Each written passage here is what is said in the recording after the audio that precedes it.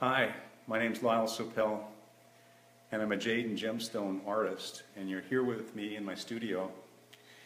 And today I've got an eagle that I'm showing, and this is called Victory's Call. And the reason I wanted to show you this bird is because of the detail here, and I want to demonstrate a little bit further on in this broadcast how this detail is put in place. But first of all, I want to show you this piece because it's so fantastic. It's all nephrite jade, and it's on an amethyst crystal base, and I've also included some fish in here that are bright red, carnelian. Really fit the subject well, I thought. This idea came from an experience that I had with my son. We were out viewing the bears on the north end of Vancouver Island, and we noticed some eagles up in the area, and the eagles have this propensity to build these gigantic nests, and it's like a big pile of sticks, really, and then they just keep adding to it from year after year, and they come back to the same one. And we had this experience where we saw these eagles in this nest, and so when I came back to the studio, that's what I wanted to create. So I was lucky enough to come across this beautiful amethyst collection of crystals that really reminded me of the nest that they make. So that's where I get a lot of my inspiration, is from nature and from the experience of it. So this is it, Victory's Call. Over here, I have, we've just finished this thing. It's a setting, it's a base for a project that's going to be part of my upcoming show on April the 22nd. And because of my commitment to the show, I can't show you the whole composition. I can just show you parts and pieces of it. But I started this last week, and I showed you how I was inspired by the Iceberg. Let's see if we can see that in there. We'll show it a little bit later. But it was an iceberg photograph that a friend of mine sent to me. So this is what we got out of it in the end, is this beautiful abstract form of blue marble. So I'm really excited about this. This is a really beautiful looking form. So let me go over here now and show you some of my techniques that I wanted to demonstrate on the feather patterns.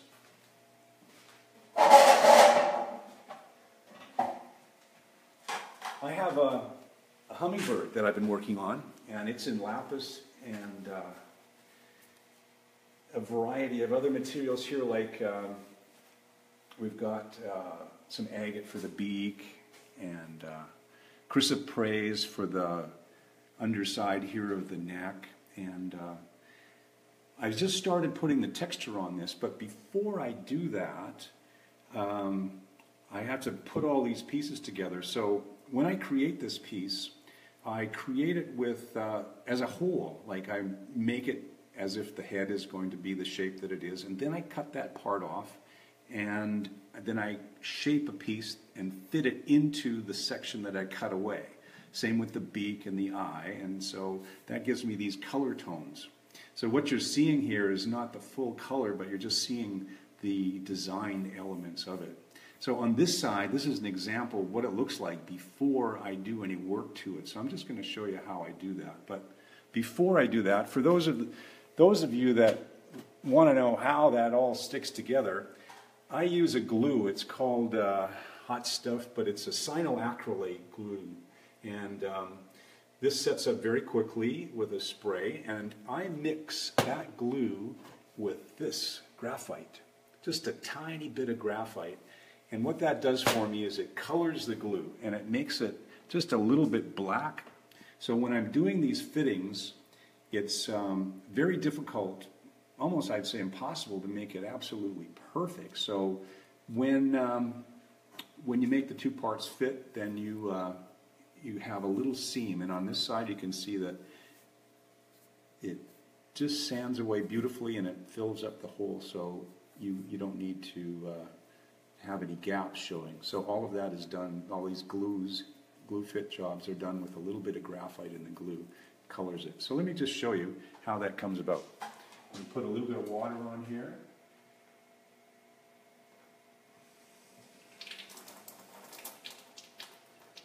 Try not to get too wet. Normally, I wear a rubber suit for all of this. But so for the eye, I drill a hole, and then I put a plug, a Jade plug, right in that hole. And now what I'm going to do is just grind that down until it gets to the shape that I want it to be. I want to keep it a round ball here.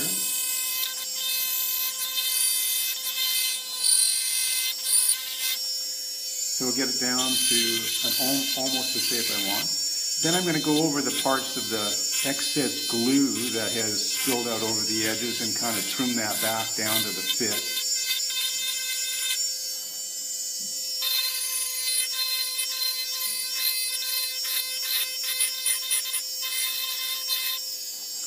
So just generally get the form in place.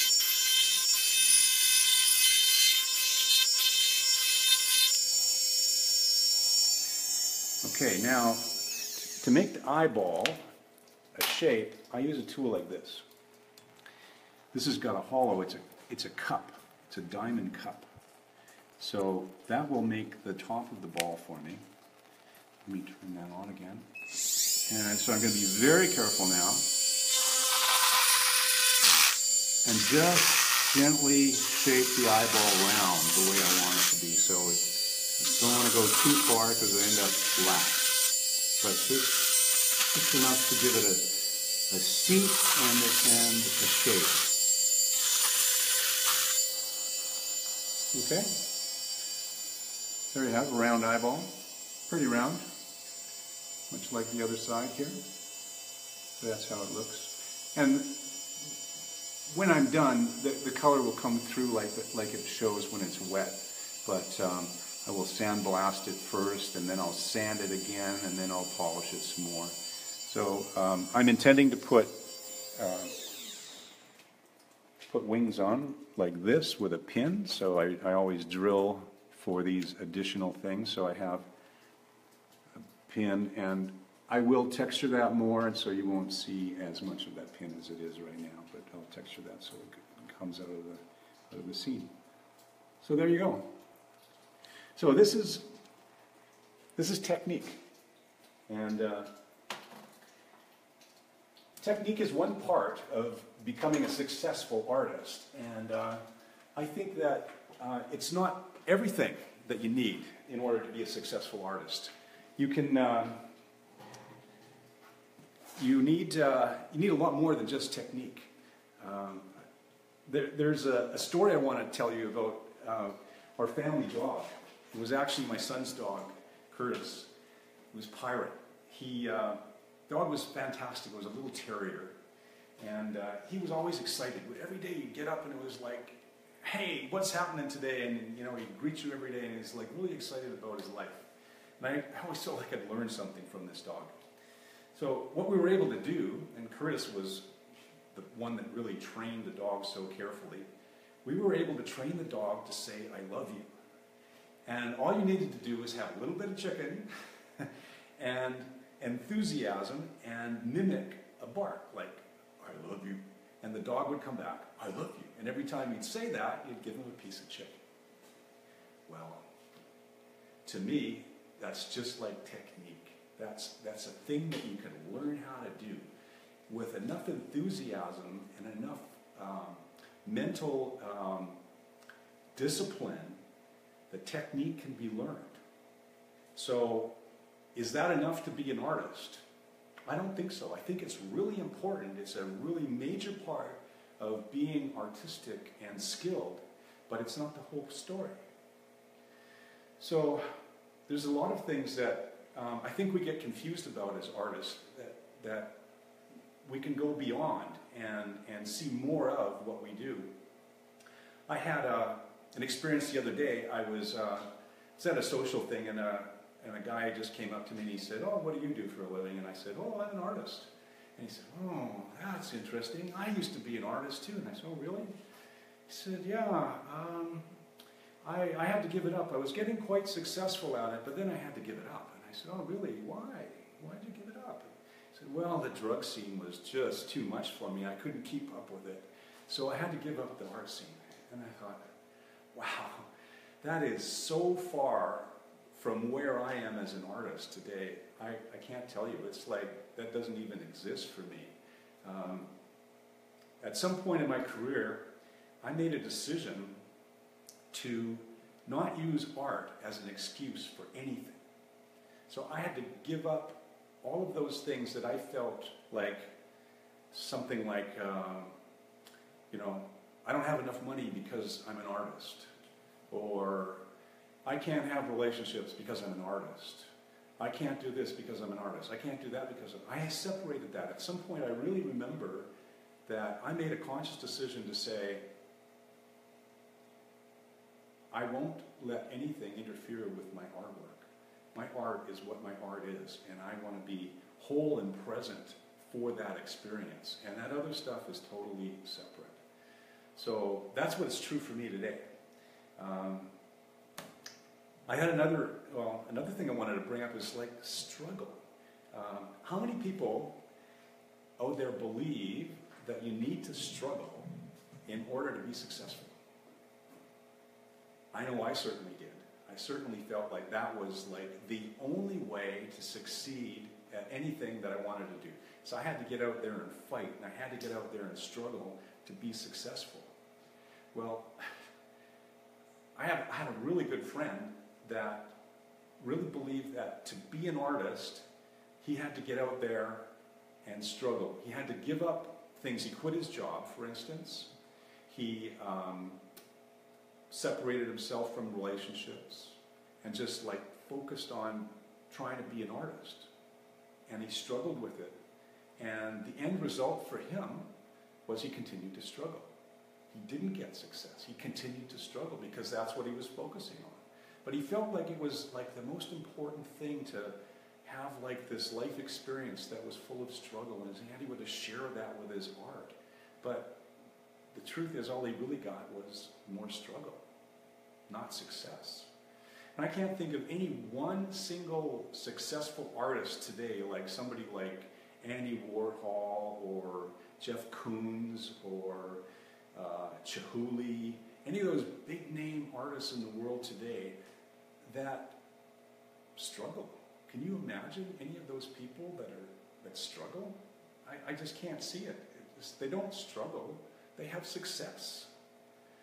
So, like for me, I don't believe that you can hang on to struggle with one hand and hang on to success with the other and get success. It's either one way or the other way. And if you're always like doing that, you're struggling. You're always struggling. So when I decided to give up the struggle, that's when I started getting success. So I could hang on to success, and I could go there. I could get success from that.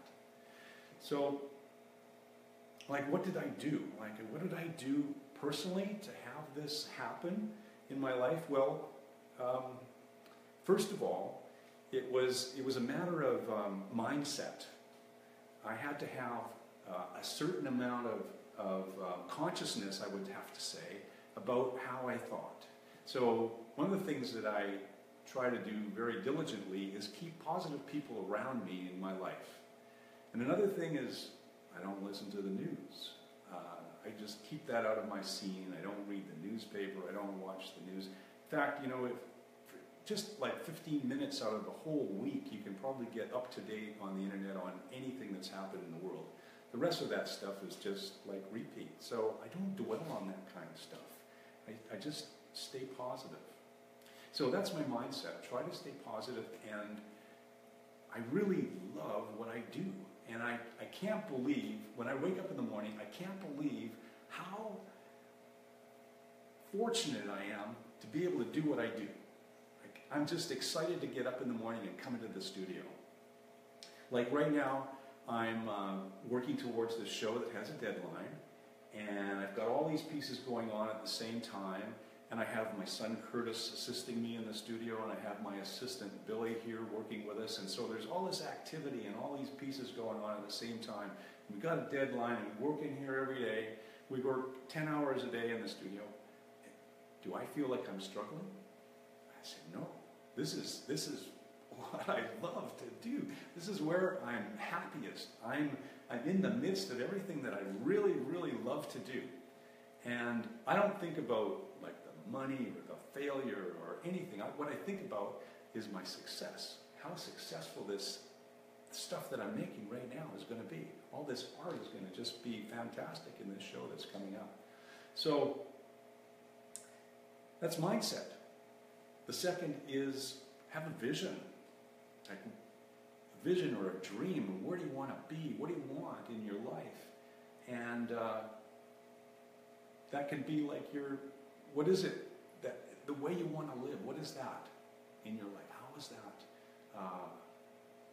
Is it the way you are today, or is it the thing you want to have in your future? So you got to have that vision. You have to have an understanding of what it is you want. And third is the goal.